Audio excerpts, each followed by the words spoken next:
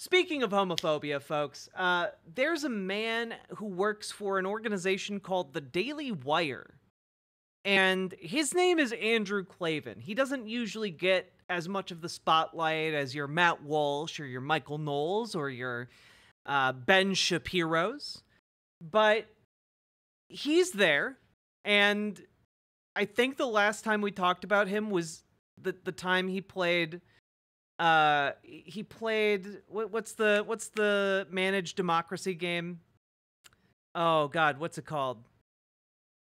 Helldivers 2.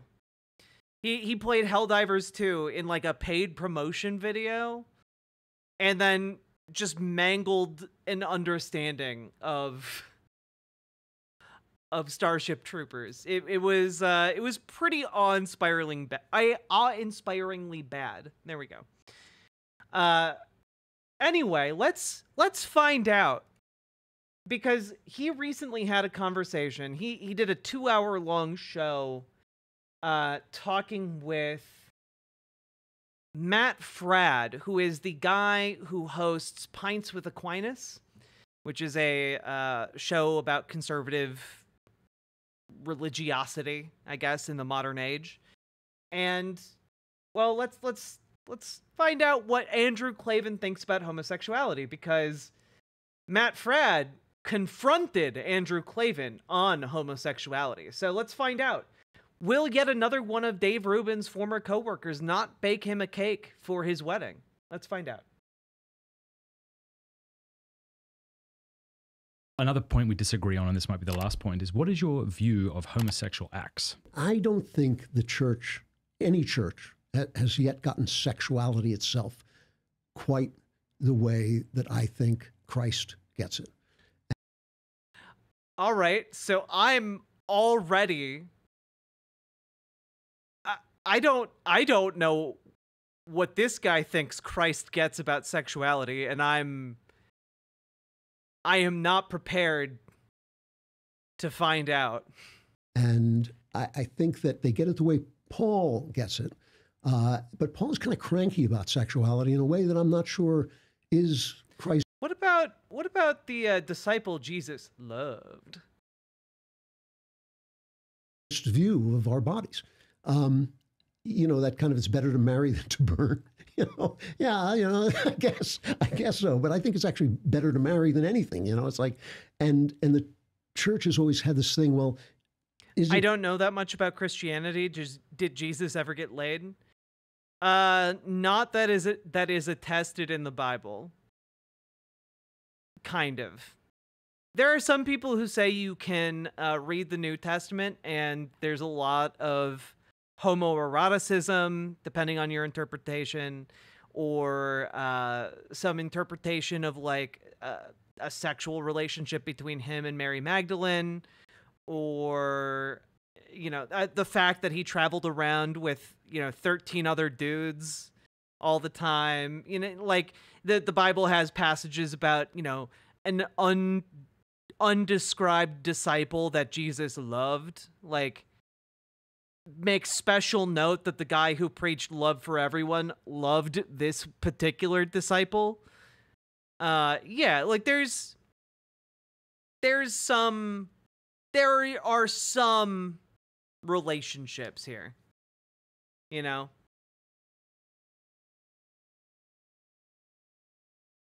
but again, open to interpretation. There's no definitive evidence of any of this, so whatever. Better to marry than to be, a virgin is, celibacy better and all this. Sure. I don't have any debate about that. I think that marriage is a deeply holy, beautiful thing that was made from the very beginning. Amen. I am a heteronormativist. I believe that we were made to be heterosexual, that we were made. What a dork. Imagine not being gay because of that. My God. To, like, you don't have to look at our bodies. We're like jigsaw puzzles. We fit together, And That's...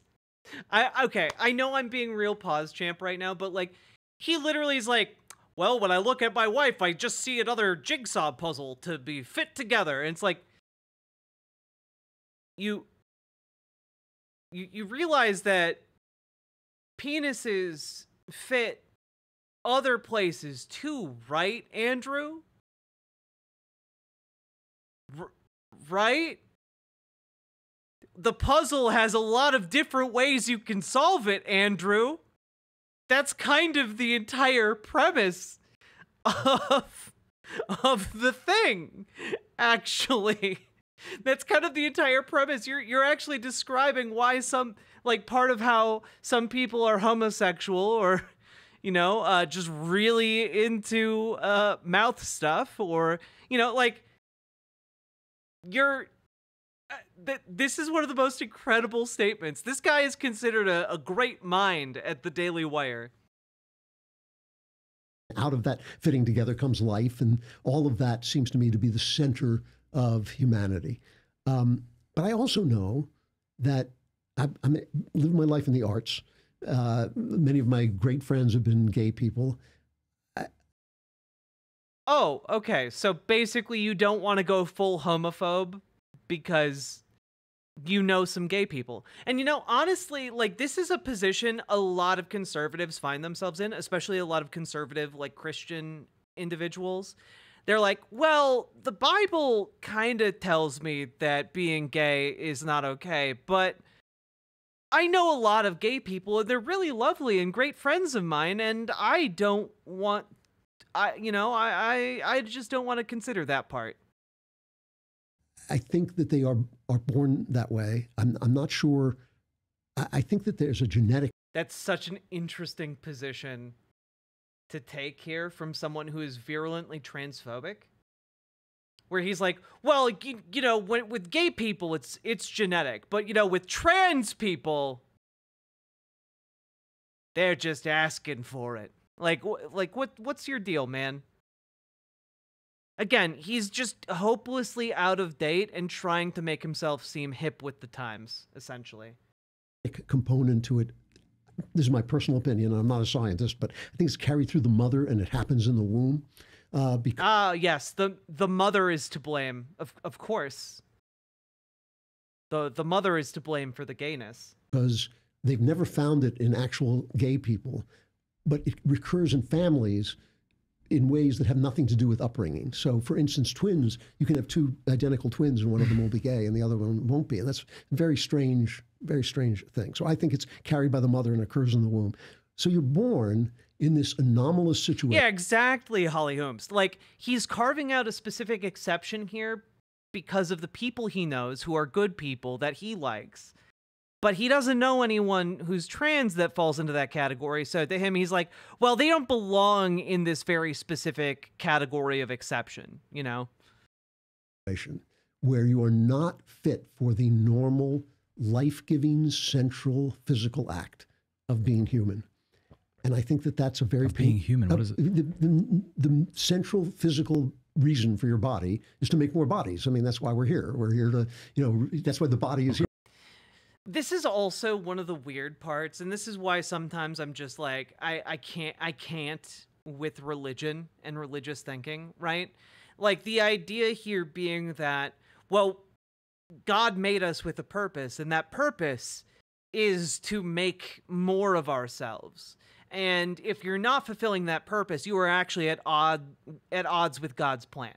That's really, you are in fact heretical if you only want 1 or 2 kids. You need to be doing 3, 4, 5, 6, 8, 12, 13 kids if you really want to carry out God's will, And you can actually see this type of judgmental attitude pop up quite frequently in fringe religious groups. It often tends to be like ironed out a little bit with time, with like, kind of a broadening of perspectives.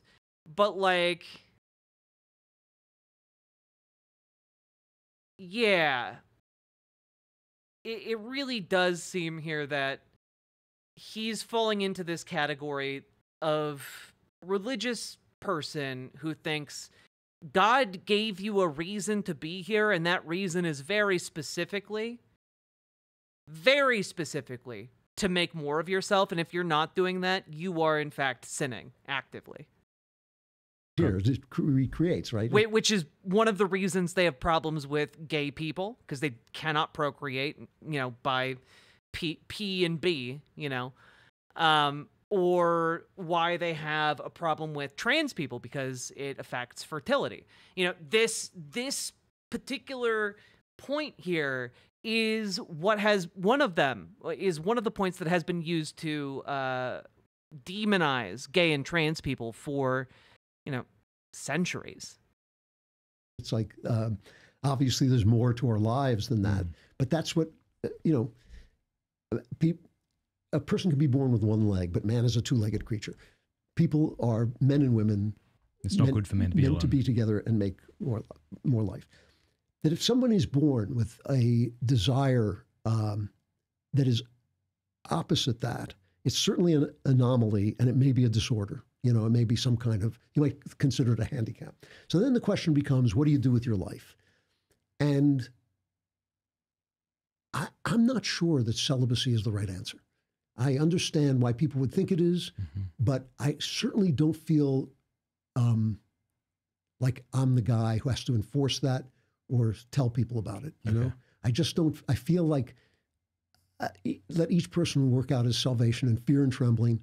I know because my son, who I love more than anything, is gay, and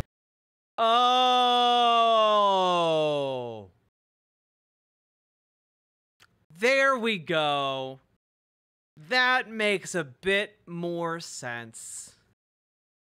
Okay, yeah, I bet before his son came out, he was a little bit harsher on the gays. This suddenly made a lot of things click.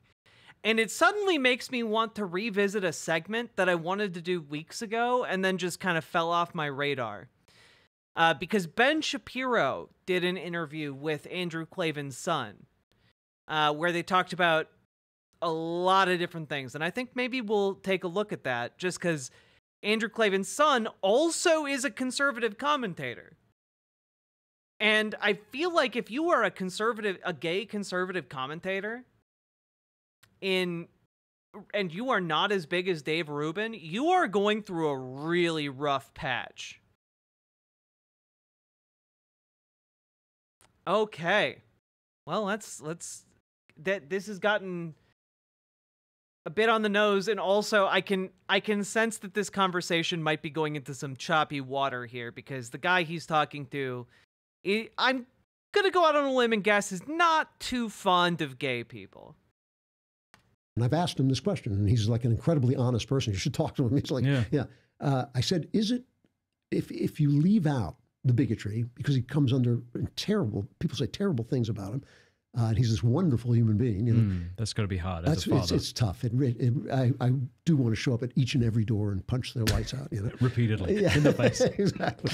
But I said, if I took all that away, and it was just normal, and it was just like everybody was fine with it, like the left wants it to be, would it still be sad? And he said, yeah. He said, there's an inherent sadness to it. What's sad about it? That you are excluded from what is the norm of human love and human life, I see, despite people's opinion, you're yes, saying. Forget just about the people's actual, opinion. Yeah. I mean, and I've seen that in every gay person I've ever. I'm sorry, what? That you are excluded from what is the norm of human love and human life, But you're not, though? Like, how much internalized hatred did you inspire in your kid, Andrew?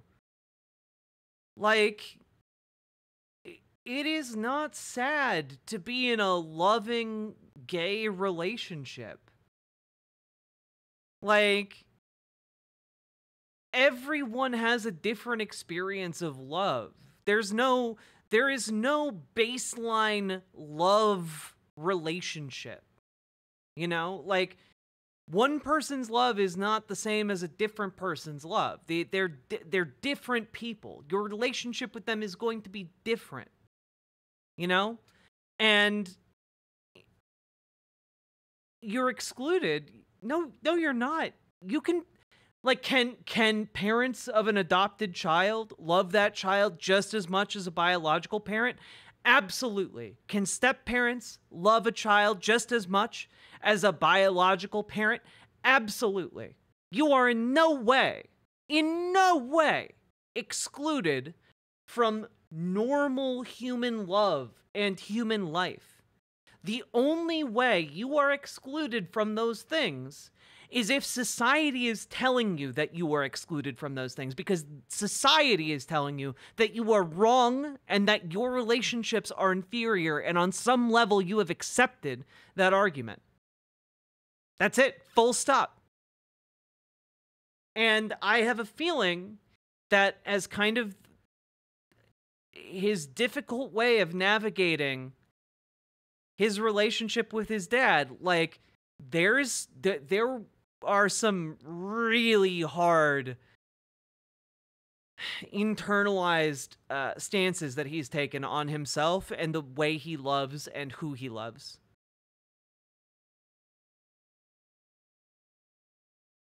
I see, despite people's opinion, you're Yes, saying. forget just about the people's actual. opinion. Yeah. I mean, and I've seen that in every gay person I've ever known, even the ones who won't admit it. I've seen that in every gay person I've ever known, even the ones who won't admit it. Yeah, but like, Andrew, if I said that I see white supremacism in you and your work, you would say, you don't know my heart. You know, like, how do you know what's in their hearts, Andrew? Because everyone gets sad sometimes. People in normal love relationships with spouses they've been married to for 20 years or even longer can, like, sometimes be like, oh man, I maybe I made a mistake. Because that's human.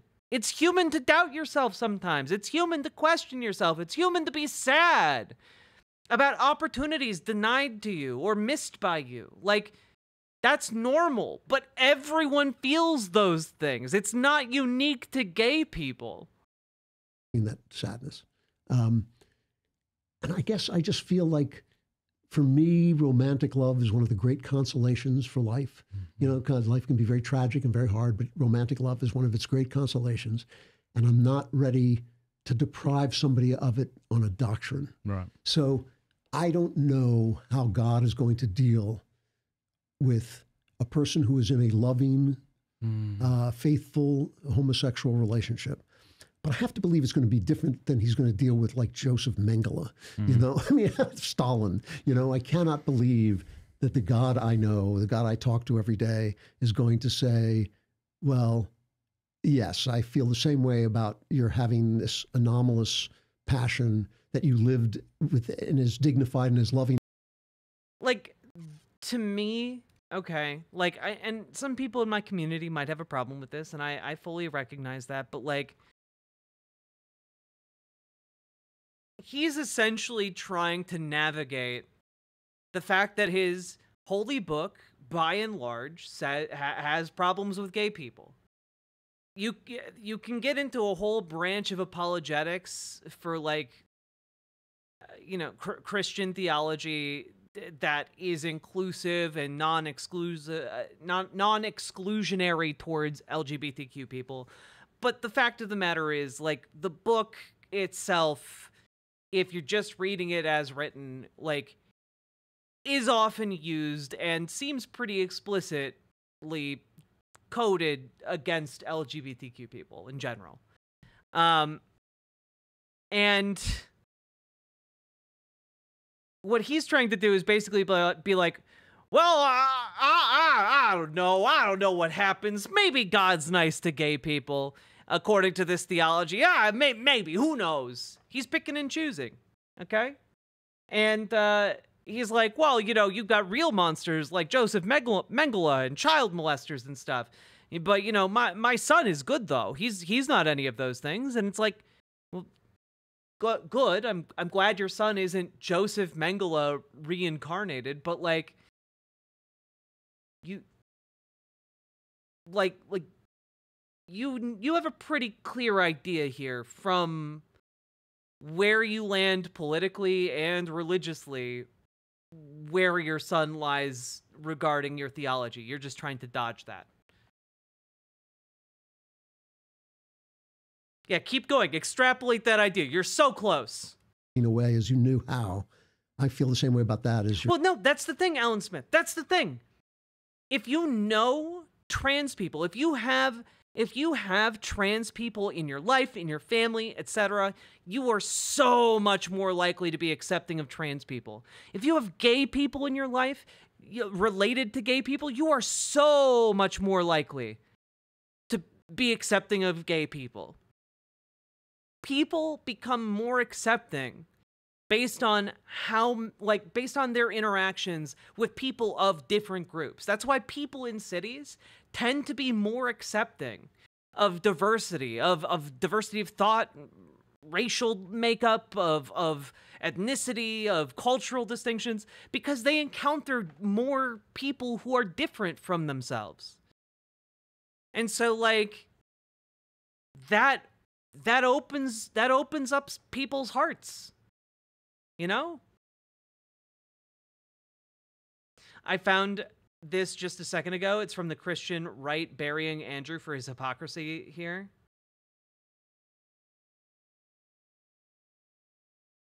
Evangelical dark web? Oh, God.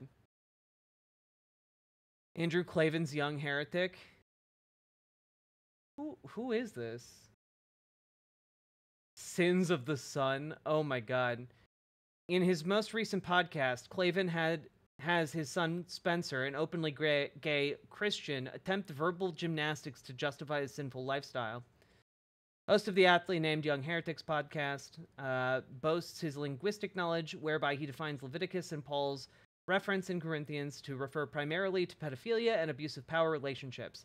This is, by the way, one of the more popular apologetic tactics used to be like, oh, well, you can be gay and Christian. To him, he is on the margins of humanity, and thus an exception to the rule because he believes he can fulfill the fruits of the Spirit in a lifelong gay relationship.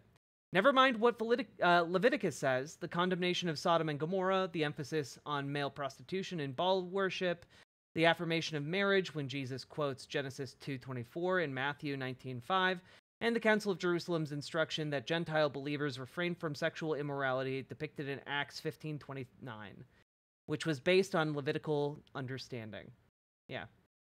Conclusion, we as Christians should apply this verse to the podcasters or news sources we listen to. The big evangelical types will listen to CNN and the New York Times while condemning Christians for listening to Fox News, who admittedly pander to Christian conservatism without being conservative or Christian themselves.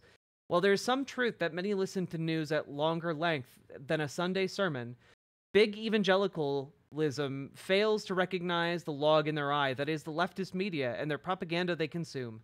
We should approach with caution heretical Episcopalians like Andrew Klavan, theologically liberal Orthodox Jews like Ben Shapiro, or Mormons like Glenn Beck, because their theological worldviews do impact political commentary.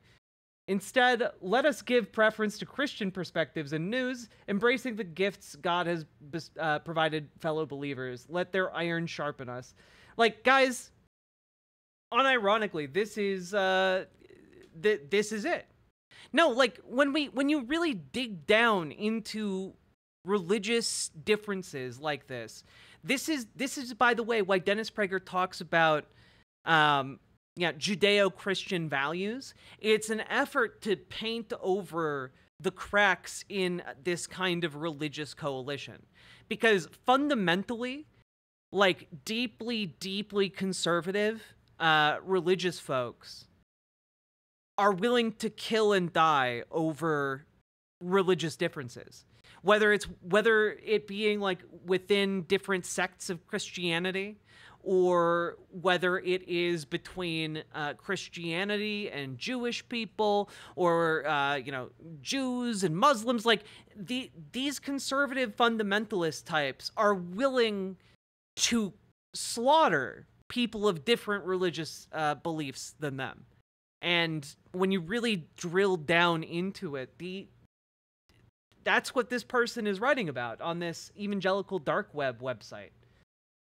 He's talking about the fact that, like, no, Andrew Klavan, you should disown your son because he's evil. And in fact, not only is he evil personally, but he is spreading evil within the church itself. You know? Like, that's the fundamental message here. Because that's what religious fundamentalism does.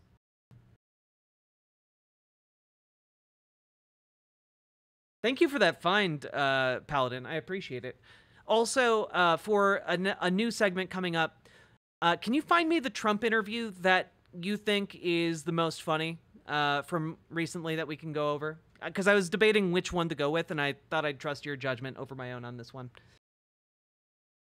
Anyway, we're not even halfway through. We haven't even heard Pints with Aquinas' rebuttal here. You're, butchering children because they were Jewish. Yeah, certainly there are different sins. Yeah, I would disagree with you, and here would be my argument. So I would believe that the Bible is the Word of God. Yep. So when you say Paul's cranky, presumably you don't mean in those instances he's not teaching truth that ought to be submitted to. Well, I just wrote a big essay on how I read the Bible. Okay. And I don't want to That's okay. Well, let me lay out my argument and then maybe go into it. Okay. So I believe the Bible is the Word of God. Nowhere in sacred scripture does it speak about homosexual acts in a positive light. Wherever it speaks about it, it condemns it. There is not one early Christian who would take your view, I would say.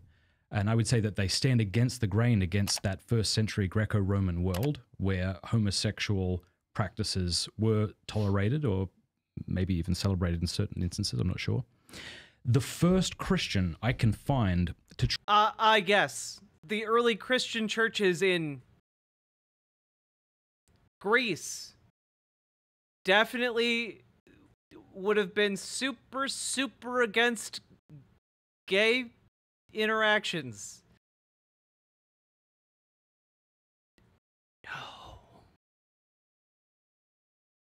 Try to revise those scripture verses to make them say, well, it's about pederasty or it's about a power relationship. Comes from a Catholic priest in the 1970s. I've actually looked pretty hard. I can't find anyone prior to that who would seek to justify sodomy. And so I would think that's a very good argument against it. And that would be my argument against it. So not because you said earlier about bringing the church into it. So even without bringing the authority of the church into it, I would say that.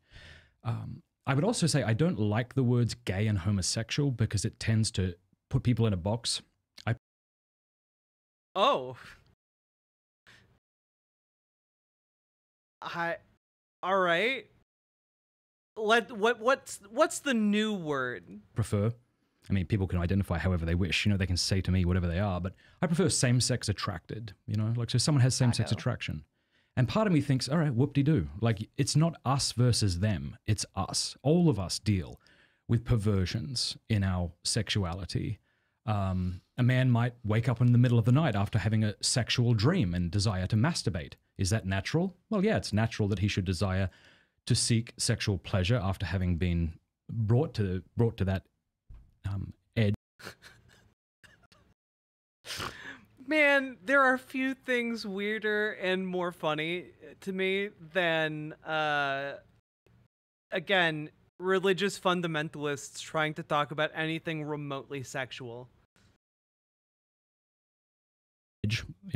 And yet, it would be unnatural and wrong for him to masturbate. I think that's my opinion. I think masturbate. See, by the way, if you ever wonder where like edging comes from as a concept, it's 100% this. It's 100% stuff like this. Like, no, you need to control yourself. You can't masturbate. And just like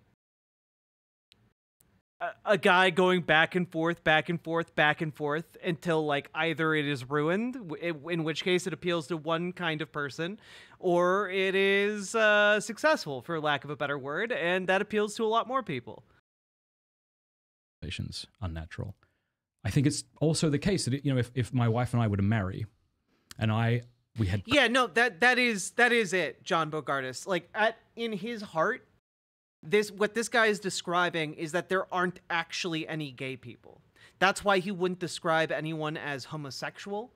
He believes that like gay people are giving into temporary bouts of lust That's why he's comparing it to like waking up with a boner in the middle of the night. Consummated the marriage, but then a day after I get into an accident where I can no longer perform the sexual act. Someone might say to her, how can you live alone for the rest of your life? That's not natural. And I'd say, well, she's still obligated under the law of God to be faithful to me, even if we Oh. The level of self-report is off the charts. If I was in a relationship with this guy, that would be like heart-wrenching to hear. What did he say? Here, let's replay it. And I'd say, well, someone might say to her, you know, if my wife and I were to marry, and we had consummated the marriage, but then a day after I get into an accident where I can no longer perform the sexual act. Someone might say to her, how can you live alone for the rest of your life? That's not natural. And I'd say, well, she's still obligated under the law of God to be faithful to me, even if like his argument here is essentially, if we get married and then we have sex, you know, regardless if my dick gets broken in a horrific dick accident, she is legally bound to me for eternity because of the law of God, which is, you know, I'm just gonna throw this out there. If you're in a loving relationship, you don't need a contract to keep that person in your life. Like if you are like, well, you know, my dick got broken, but at least I have this contract that will force this woman to be with me until I die. That's not the answer you should have in that situation. The answer you should have is that, well, my dick broke, but, you know, the love we have for each other will carry on, and we'll figure out other ways to make this work. Like, okay, your dick broke in the accident. Do you have a mouth? Do you have hands? Do you have other abilities? Get to it. Okay? Like, you know, if you know what, if you're left with only the ability to control your eyes, write her erotic fan fiction, okay? Write her erotica that she can enjoy. Like, you have so many means at your disposal to satisfy your wife and to, like, keep this relationship going. It is not incumbent upon some spiritual or paper contract to bind her to you. She's not like some kind of demon, like where you need this contract, otherwise she'll escape to the mortal realm. Like, no, come on. Just be a good husband so your wife wants to stick around you. if we can never consummate again. So yeah, I'm of the opinion that we really have to make a distinction between those who have same-sex attraction, and we have to love and be sympathetic to them. I love what you said about the people that you know. Oh, also, he specified consummating the marriage because in a lot of strains of religious belief, you are not truly married until you've had the ceremony and then you've had sex. You've found have been sad and whatever. And so I think we have to talk with great... So basically this guy just admitted to being bad at sex. Well, this guy just admitted to being bad at sex, but also he admitted that like his relationship wouldn't survive if not for a essentially legal contract. And honestly, if that's the basis of your relationship, if the legal binding is what is keeping you guys together, that's really telling on your relationship status, you know? Like if this was like an Instagram post from someone who's about to get divorced, this would be like the Hail Mary post right before divorce papers get served, you know?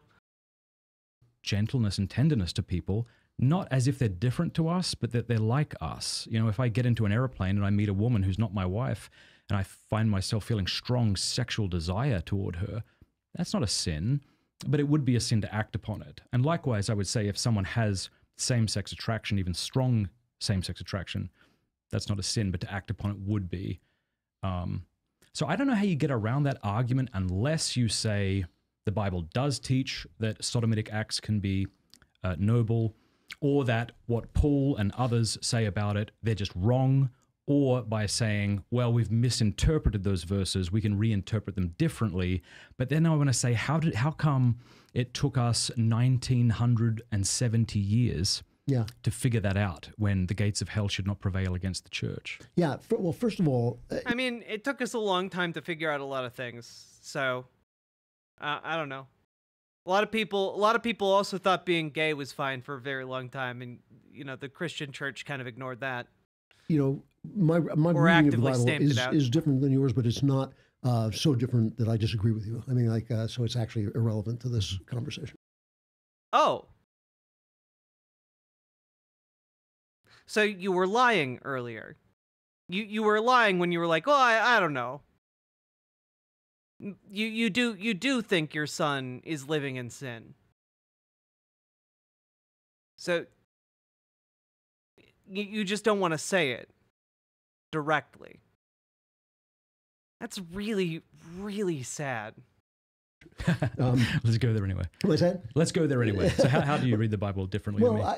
I believe... Yeah, true, Sonia Blue. That's probably the best position to take on this, which is, it also took us a long time to figure out we probably shouldn't own slaves, right? That took us a very long time, largely because there was a lot of religious dogma dedicated to propping up the institution of slavery. As I said, that, at least in that part, the Gospels are a true story. That people witnessed and are writing about, and that the four Gospels, even though people have twisted themselves in knots trying to say that they're actually all the same and they all correlate, they don't. There's discrepancies, as I would think there would be with four different witnesses of the same thing. There's no such thing as four different witnesses saying the same thing. So that makes it a true story.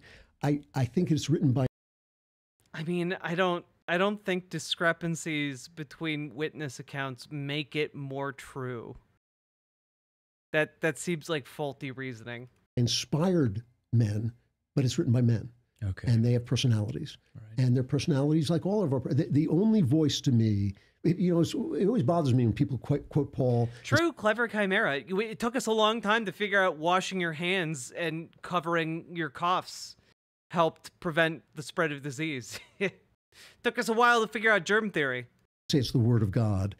God actually appears and speaks in the Bible. That's the word of God. Now, that doesn't mean that Paul is in error. It means that he has a personality and he sees things in a certain way, and there might be other ways to see it. So I see, Paul is an absolute genius and an inspired genius, and a genius who has actually seen the risen Christ in front of him. So it's not like I don't take him seriously, but he also is a kind of choleric, guy who's like a little puffed up, and slip and castrate themselves, like that line. Great line. Exactly, it's a hilarious line. It's like, and you talk to Michael Knowles, and it's like, yeah, they should. Like I don't know, I don't think so. So I mean, he says things in this kind of overblown way and all this. However, that's actually irrelevant to this question. I don't think that it seems to me that when Jesus says it was in the beginning that a man and a woman should come together and become one flesh. I think that's basically what I believe. But I believe that people are hobbled by this, and calling it same-sex attraction, it's not the same thing, because gay men fall romantically in love with other men, an experience that I've never even come close to have. This is what I would, some conservatives say, well, it's a choice. And I think, well, you make it. Go ahead. Let me see. I mean. Yeah, exactly. No, like, it's a choice to be gay. Okay. You make the choice to be gay for me, please. Honestly, decent argument. But also, this is fascinating to me. Coming from like a like a deeply conservative evangelical background, like watching this kind of theological interplay is fascinating to me. And that to me is, that's what I struggle with. What I say is like, okay, I have all my life I've wanted to have orgies and have other women.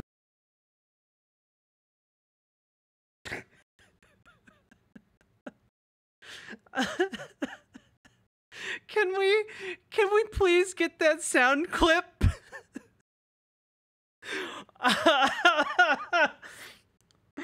Dude! All my life I've wanted to have orgies.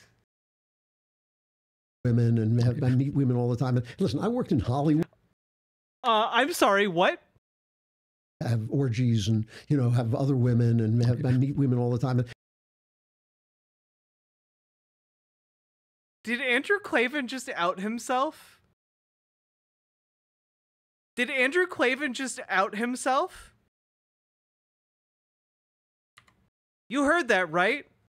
I've wanted to have orgies and have other women and I meet women all the time. All my life I've wanted to have orgies. I've wanted to have orgies and have other women and I meet women. Have other women and men? Were you about to say men? There, Andrew? Because, guys, if you know anything about orgies, it's very rare for all of the people at the orgy to be one gender. That's not the usual. It's more of a melting pot scenario. Usually there are some other guys there. Exactly, Sepsin. I think he just outed himself as being like, he's probably predominantly attracted to women, but it kind of sounds like he might be a little bit down for guys. Women all the time. And listen, I worked in Hollywood and I was a successful screenwriter. You had opportunity. Was he? Wait, Andrew Klavan screenplays. Movies written by Andrew Klavan. Apparently his website is not safe.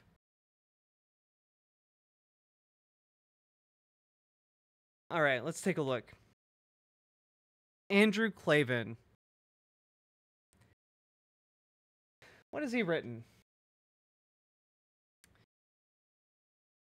Gosnell, The Trial of America's Biggest Serial Killer.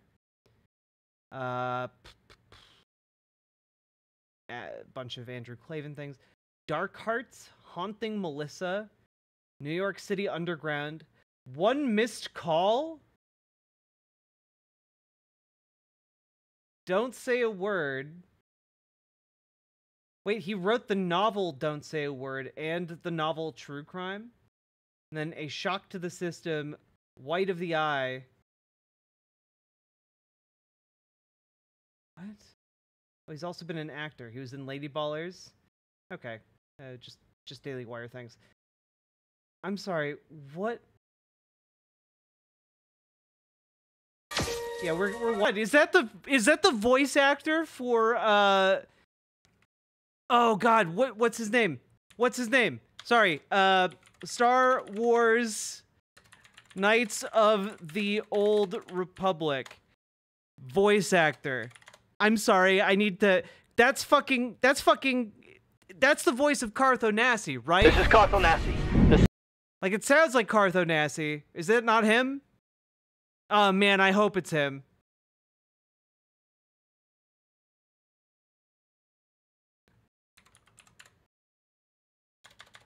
One Missed Call. Oh, of course, it's a remake of a Japanese film from 2003. I bet the Japanese movie slaps. Okay, wait. Do. Ed Burns. Oh no, it's not. It just sounds exactly like Carthonasi. That's so sad. Sorry. Look, I'm sorry, guys. Sometimes I get it wrong. They need to remake this again, but for the 5G. The 5G is killing people. The G stands for ghosts.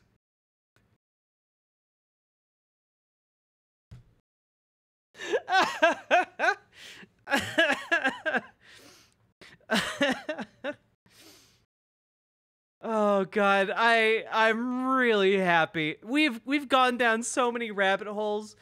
Remember how we got onto his screenwriting career right after he told us that he's always wanted to attend orgies with men and with women and men? This is way better than I thought it would be.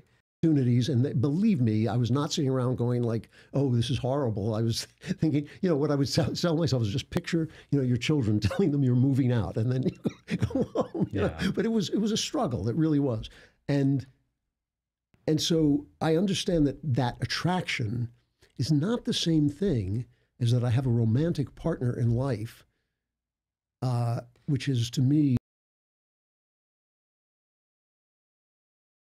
He understands that having that attraction is not the same as having a he's coming out as bisexual. He's talking about struggling with his feelings in these settings. Like, oh my god. That's kind of incredible.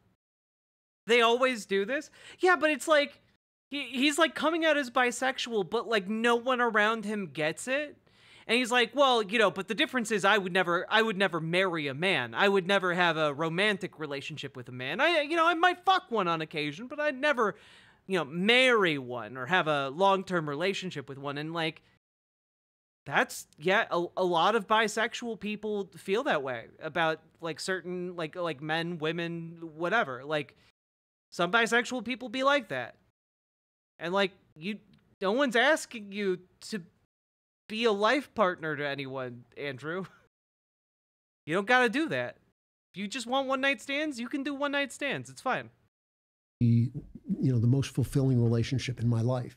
And I don't know if I can bring myself to say to somebody, you're gay, you can't have that, because I think it's wrong, or I think it's and I don't know if you would say that to the man whose wife walks out on him, but they were validly married, presumably. You would say to him, yeah, like, you can't commit adultery, you're still married, wouldn't you? Or would you say, no, you can commit adultery because she walked out on I you? know, I believe that marriage, that divorce is like blowing up your children's planet. I have said this many times. I think like anybody who says, oh, the kids will be fine, is talking crap.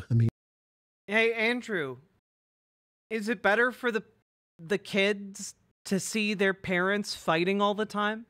Is it better for them to see their parents miserable and unable to like live their lives in constantly escalating, like either verbal abuse, acts of violence, a complete lack of joy? Is it good for kids to grow up in families where their parents hate each other? No, it's not. The only upside to two parents staying together is financial in nature. If you can at all afford to get a divorce because you don't get along with your spouse, you should, for the sake of your kids. Like, if you cannot abide your partner, you should not be with them. And if you're saying, well, I should be with them for the sake of the kids, no, you shouldn't. You're actively harming them by giving them terrible behavior to model when they get older. Like, it is the worst thing you can do. And when I talk to young people, I can tell within 5 minutes whether their parents are divorced or not, just by the words coming out of their mouth. You just know it. It's just a terrible. Yeah, you just know it Andrew, because like they talk about spending time in two homes, you know, or they talk about, you know, their mom and dad and their other mom and their other dad, you know, like, yeah, subtle context clues, yeah, that really help you out there. Terrible, terrible trauma. So, but I know people who got married, and by the time the wedding took place, they knew they were making a mistake, and they got divorced and they got remarried, and they were happy ever after. You know, that was their marriage. Aw. But like, you realize what he just did, right? Like, he's like, well, you know, some people are very, you know, they're very bad for each other, and they shouldn't be together, but they should stay together for the kids. And then I also know some people who got divorced and then remarried, and they're still together, and they're lovely, loving relationships. It's like, pick a lane, dude. You can't have this, like, if you're gonna be on a show like Pints with Aquinas, you can't have this wishy-washy theology. Like, and I say that as a socialist, leftist, hippy-dippy type, you know, like, I'm out here being like, it's fine if you're trans and gay, but like, this is the ideology you're buying into, my guy. I do think people make mistakes, and I think that mistakes need to be, you know, can be rectified. You know, I don't think people should be abused in a marriage. I think bold stance. I don't think people should be abused. Unfortunately, Andrew Klavan has just met the lowest possible bar. The lowest possible bar for being a kind of okay person. You know, like, what a bold stance. I don't believe people should be in relationships where others verbally or physically abuse them. So brave, King. You dropped this. It's nothing, because you don't deserve a crown. You're meeting bare minimum for being able to interact with strangers in public.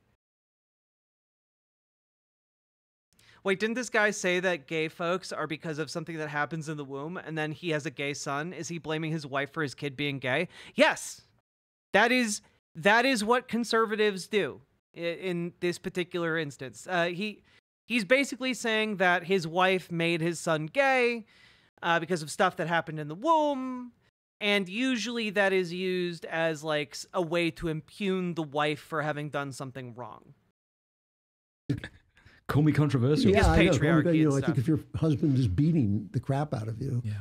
I don't know. I think Yeah, so I guess my view on that would be, of course, that if your husband's beating the crap out of you, you have a moral obligation to leave. yeah. And that even if you were to get civilly divorced, it's not the church, it's not the state that regulates marriages. In my estimation, it's the church. Well, what would the church say in that case? Well, that you would have to be separated forever. But you can't get married again? No, not if you were married.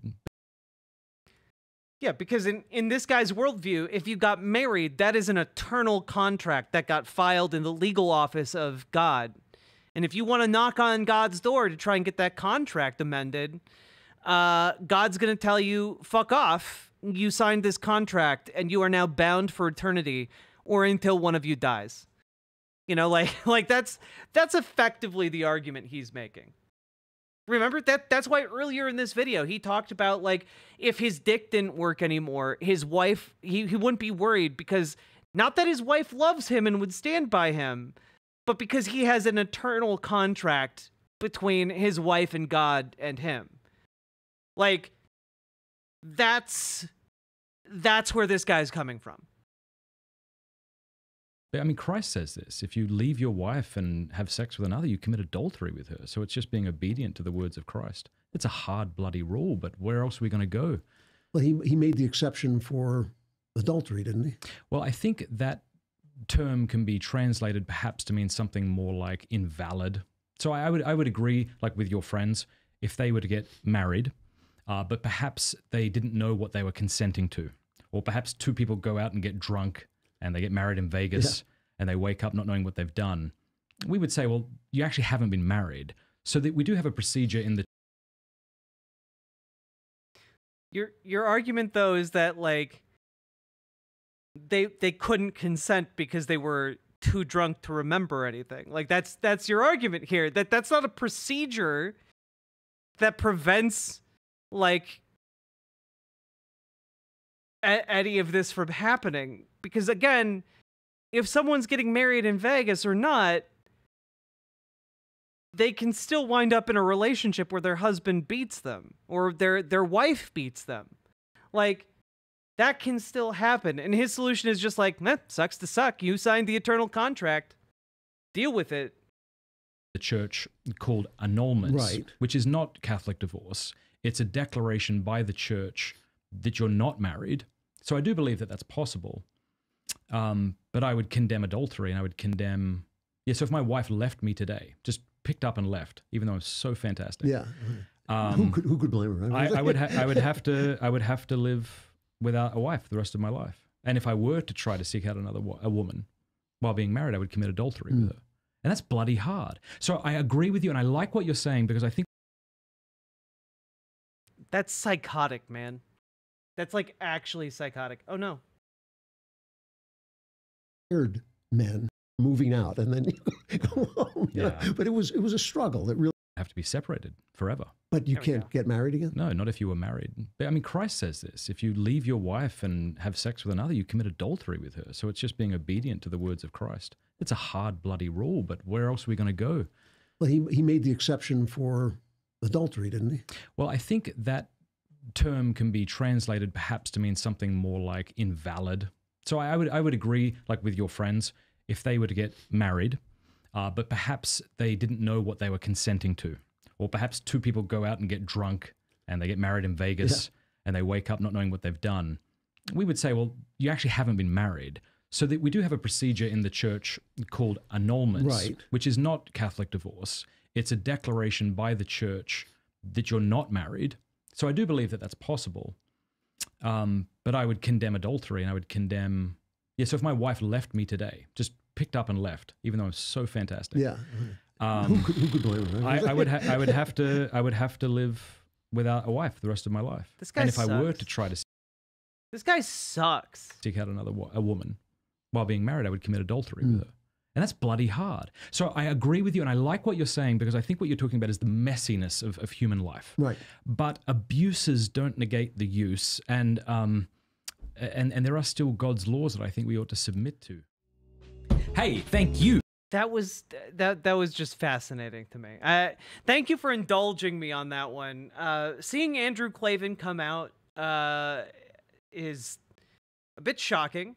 And true, you know, one might say, if you're being extraordinarily charitable, that he flubbed his words there. But I think it's like he's drawing a parallel here, and I think it's very clear to me that he's alluding to being at some parties where there were women and men present, and he had to fight that attraction.